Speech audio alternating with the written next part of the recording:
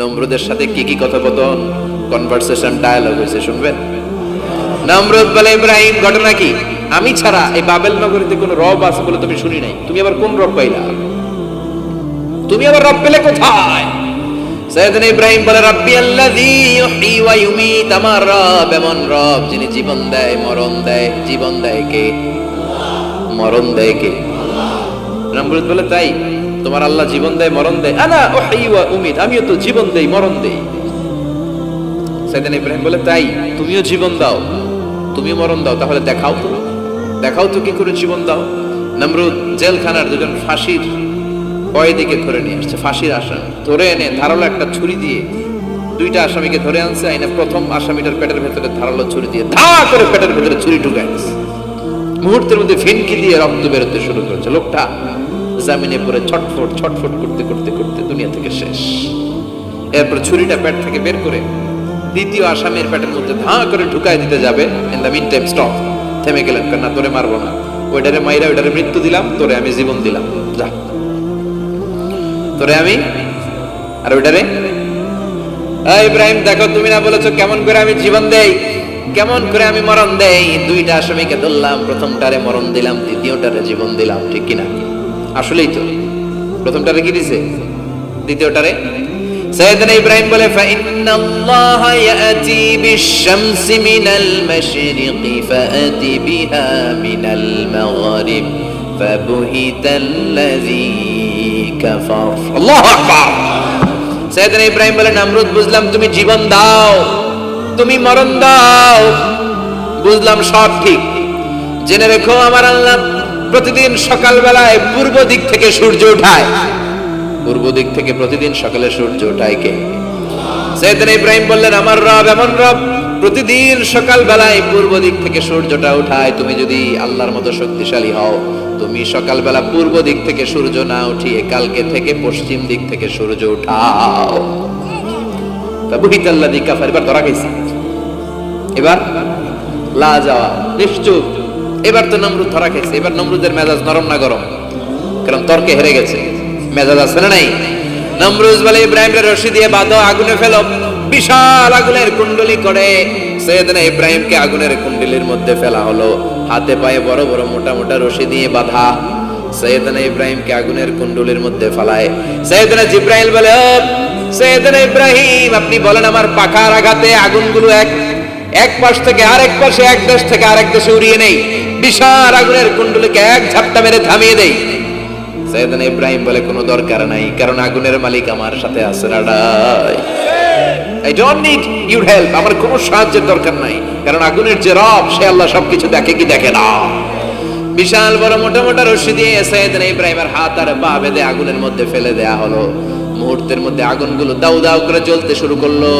হাতের রশিগুলো, পায়ের রশিগুলো মুহূর্তের মধ্যে জ্বালিয়ে দেয়। বিশাল বড় বড় তক্তা জ্বালিয়ে দেয়, লাকড়ি জ্বালিয়ে দেয়, কিন্তু সাইয়েদনা ইব্রাহিমের একটা পশমও জ্বালায় না।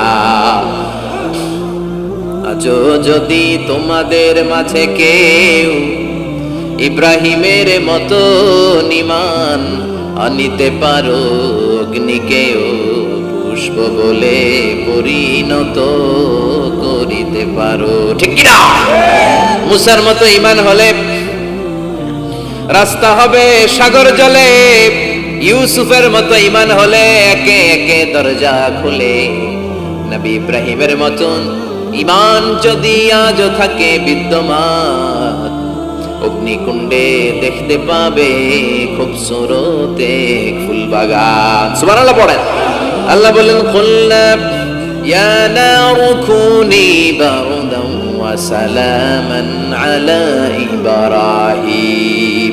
আল্লাহ বললেন, আগুন, দুনিয়ার শুরু থেকে তোকে একটা ধর্ম আমি দিয়েছি, যা পাবি জ্বালিয়ে ছারখার করে দিবি, কিন্তু আজকে কয়েকদিনের জন্য তোর জ্বালানোর ক্ষমতা আমি আল্লাহ কেড়ে নিলাম। তুই আমার ইব্রাহিমের জন্য ঠান্ডা হয়ে যা। কি হয়ে যা?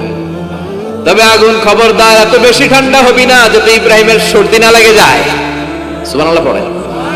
আগুন বলে, আল্লাহ বললা ঠান্ডা হ, আবার বললেন বেশি ঠান্ডা হবি না যাতে সর্দি না লেগে যায়। আমি কি করব? আল্লাহ কয়, বারদাউ ওয়া সালামান আলা ইব্রাহিম।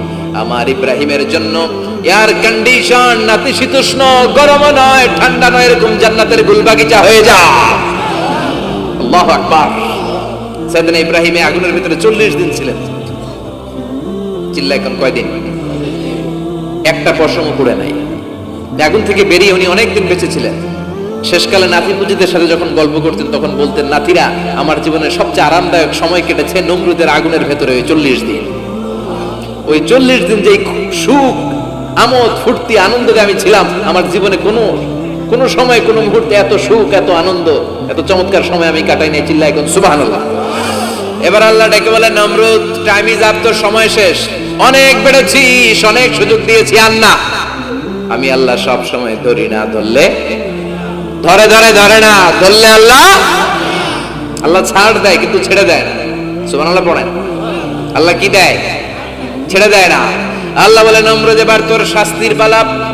তোর আমি ফেরেশতা দিয়ে মারবো না, জিন দিয়ে মারবো না, সাইয়েদনা ইব্রাহিম দিয়ে মারবো না, তোরে মারবো আমি ল্যাংড়া মশা দিয়া। সুবহানাল্লাহ পড়েন। আল্লাহর বাহিনী, বাউদা জুনদুম মিন জুনুদুল্লাহ, এই মশাগুলো কিন্তু আল্লাহর সৈনিক। এই বাতাস আল্লাহর সৈনিক। 50 আর 70 কিলোমিটার বেগে যদি একটা বাতাস বয়, সব শেষ হয়ে যাবে, ঠিক কিনা? এই জলোচ্ছ্বাসগুলো আল্লাহর সৈনিক। এই ভূমিকম্প আল্লাহর সৈনিক। ছোট্ট একটা ল্যাংড়া মশা নমরুদের নাকের ভিতরে দিয়ে ঢুকে কামড়াতে শুরু করছে। নমরুদ লাফাইতে শুরু করছে। নমরুদ রে সবাই কয়, নমরুদ তুমি ড্যান্স দাও কেন? কার ড্যান্স না, মশায় কামড়ায়। মশার কামড়ানো বাড়াই দিছে নমরুদ। এবার I M A disco dancer. Disco dancer হয়ে গেছে।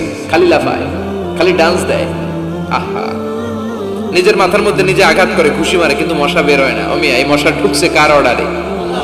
এটা যদি বেরোতে হয়, বের হবে কার অর্ডারে? সে মাথার মধ্যে কিল মারে, খুশি মারে, নিজের নিজে আহত করে ফেলে, মাগার মাথা থেকে মশা বের হয়। নাকের ভিতরে দিয়ে মশা ঢুকে কামড়ানো, এটা কি চারটেখানি কথা? শীতকালে যখন কাঁথা গায়ে দিয়ে শুয়ে থাকি, মশা যখন পন পন পন পন করে কানের সামনে, খারাপ লাগে না? আবার কাঁথা টাথা সরিয়ে আবার শুয়ে, আবার বন বন বন বন। তো কানের সামনে পন পন করলে যদি আপনার এত কষ্ট লাগে, নমরুদের নাকের ভিতরে দিয়ে ঢুকছে, মস্তিষ্কে কামড়াচ্ছে, ওর কেমন লাগে? নমরুদ আর পারে না, অসহ্য। নিজের নিজে মারতে মারতে হাত পা কপাল সব লাল করে ফেলছে। অবশেষে আশেপাশে চাকর বাকর, খাদেম খুদ্দাম যারা আছে সবাই বললো, আমি আর পারিনি, এবার তোরা মার, তোরা মার। সবাই কয়ে, নমরুদ আজীবন আম করে মারছো, এবার পাইছি খেলা, এবার ইচ্ছা মতো তোরা বিড়াম। এবার সবগুলো আমি নমরুদে মারা শুরু করছি। মারতে মারতে বেহুশ মাগার মশা বেরোয়। এই মশা ঢুকেছে কার অর্ডারে? বের হবে কার অর্ডারে? তারপরে বেরোয় না। নমরুদকে এবার আমার জুতা মার। কি মার? এখন আমরা পরি প্লাস্টিকের জুতা, চামড়ার জুতা, তখন পড়তো খরমের জুতা, কাঠের জুতা। খরমের জুতা, চামড়ার জুতা। খরমের জুতা বানায় কি দিয়া? কথা কন, চিনেন? এবার ক্যামেরা জুতা মার। সবাই এবার কাঠের জুতা লইছে, ইচ্ছা মতো পিটান শুরু। পিটাইতে পিটাইতে ওর মাথা ফাটিয়ে রক্তাক্ত করে শেষ। নমরুদের খেলা শেষ। নমরুদের খেলা যখন শেষ, আল্লাহ সৈনিক ওই ল্যাংড়া মশা নাক থেকে বের হয়ে শূন্যে উড়াল দিয়েছে। চিল্লায় পড়েন আল্লাহু আকবার। পৃথিবীতে কেউ তো স্থায়ী হয় না, হোক না সে ফেরাউন কিবা নমরুদ। কেউ হবে চিরদিন রয় না, কেউ হবে চিরকাল রয় না। পৃথিবীতে কেউ তো স্থায়ী হয় না, হোক না সে ফেরাউন কিবা নমরুদ। কেউ হবে চিরদিন রয় না। চিল্লায় বলেন ঠিক কিনা? নমরুদ আজীবন থাকতে পারছে? ওর ক্ষমতা, ওর দাপট, ওর জুলুম, ওর অত্যাচার, ওর শেষ রক্ষা করতে পেরেছে? কথা কন। ফেরাউনের দাপট আর ক্ষমতা বাঁচাতে পেরেছে? এখনো যারা দাপট দেখায়, জুলুমবাজ, এদের ক্ষমতা দাপট এদেরকে বাঁচাতে পারবে না। বাঁচানোর মালিক একজন। চিল্লায় বলো, যিনি কে? এজন্য আল্লাহ ডেকে বলে, গোলাম ইব্রাহিমের জীবনেতে তোমাদের জন্য শিক্ষা আছে।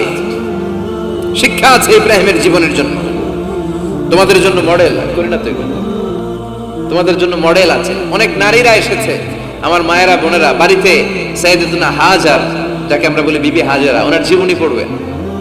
ভাইয়েরা যারা এসেছেন, সাইয়েদানা ইব্রাহিমের জীবনী পড়বেন। এই জীবনীগুলো থেকে আলো নেওয়ার দরকার আছে না নাই? আপনার জীবনটাকে আলোকিত করে দিবে কে? আজকের এই মাহফিল থেকে কি আমরা ওয়াদা করতে পারি না আমরা সাইয়েদানা ইব্রাহিম আলাইহিস সালামের জীবনী শুরু থেকে শেষ পর্যন্ত পুরোটা পড়ব, আর যা শিখলাম নিজের জীবনে কাজে লাগাবো? রাজি আছি না নাই? আমাদের মডেল হচ্ছে নবীরা। চিল্লায় বলেন আমাদের মডেল কারা? এই নবীদের জীবনী মানলে আমরা আলোকিত মানুষ হতে পারবো। এই নবীদেরকে যারা অনুসরণ করে এরা টেন্ডারবাজি করে না, চাঁদাবাজি করে না, মাস্তানি করে না, দুর্নীতি করে না। এরা 14ই ফেব্রুয়ারিতে মেয়েদেরকে নিয়ে নাচানাচি করে না।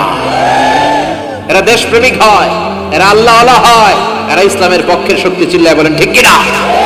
আল্লাহ আমাদের সবাইকে তুমি বুঝার তৌফিক দান করো। অনেক নারী বোনেরা এসেছেন, নারীদের জন্য এক বাক্যে একটা নসিহত করে শেষ করে দেই।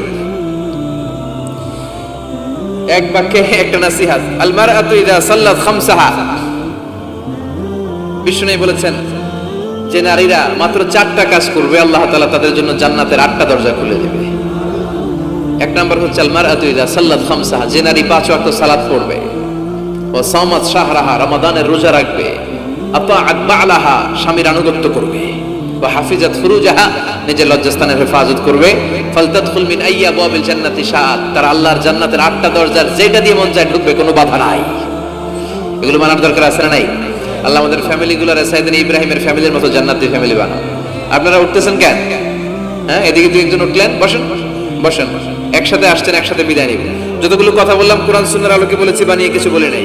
তারপরেও আমার মনের অজান্তে কোনো মিস ইনফরমেশন যদি আমার মুখ ফসকে বেরিয়ে যায়, সেগুলো যেন আল্লাহ তাআলা আমাদের স্মৃতিপট থেকে মুছে দেয়। আর সত্য সুন্দর হকের পক্ষে যা বললাম তার সবটুকু প্রথমে যেন আল্লাহ তাআলা আমাকে এবং আপনাদের সবাইকে আমলের তৌফিক দান করে। আমরা পড়ি আমিন। আপনারা সবাই ভালো থাকবেন, সুস্থ থাকবেন, সুন্দর থাকবেন। সুবহানাকাল্লাহুম্মা ওয়া বিহামদিকা আশহাদু আল্লা ইলাহা ইল্লা আনতা আস্তাগফিরুকা ওয়া আতুবু ইলাইক।